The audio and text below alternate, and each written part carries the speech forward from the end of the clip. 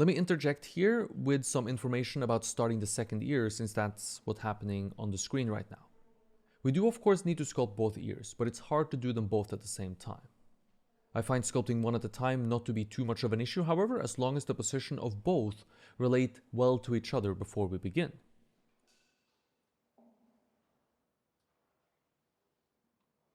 A great trick when attempting to deal with the second ear, and perhaps an issue many run into, is not placing the tragus well on the second ear. Up and down can be observed from the front view of course, and this is fairly easy to deal with. In order to observe where they are placed in relationship to each other from the side view or in depth, we need to get ourselves into an elevated position and look down onto the ears. Because obviously we would need the side view to observe the depth of the ear, but we cannot observe both side views at the same time.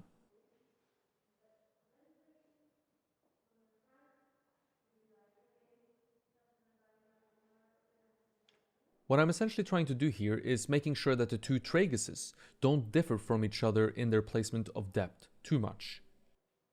And doing this gives me a quick and easy way to find the place to start the drawing of the second ear.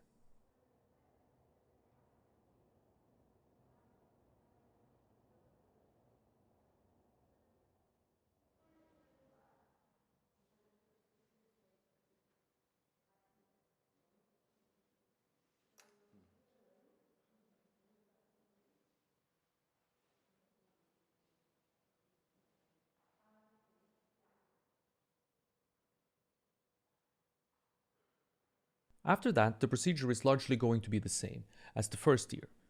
Draw on the surface, remove some clay to indicate light and shadow, begin to add volume representing the forms of the ear and how they relate to each other.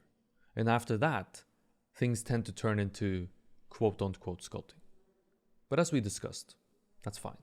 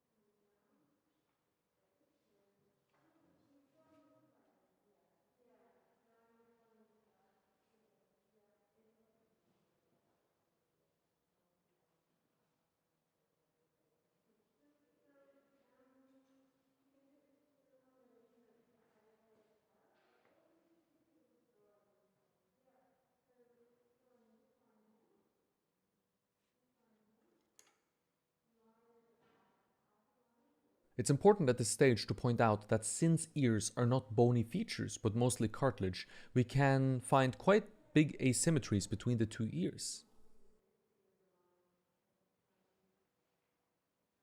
On some people, this difference is going to be a feature that makes them the person they are, a defining feature, let's say. So this should be considered and respected, I think, when sculpting ears. We don't have to make them perfectly symmetrical. We need their position to relate well to each other and everything else around them, but the two positions of the two ears, they don't have to be the same.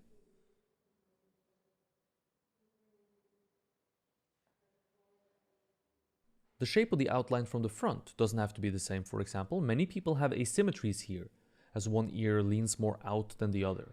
That's probably the most typical one. But of course, this should always be observed from life or good reference, and then dealt with accordingly.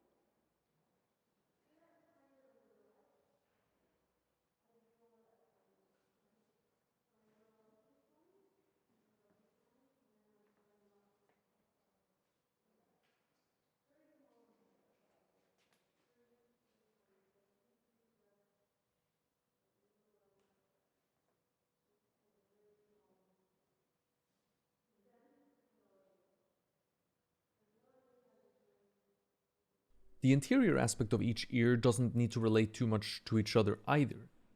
This is why I feel fairly confident once the overall placement of the large shape of the ear is settled, to sculpt the two ears separately.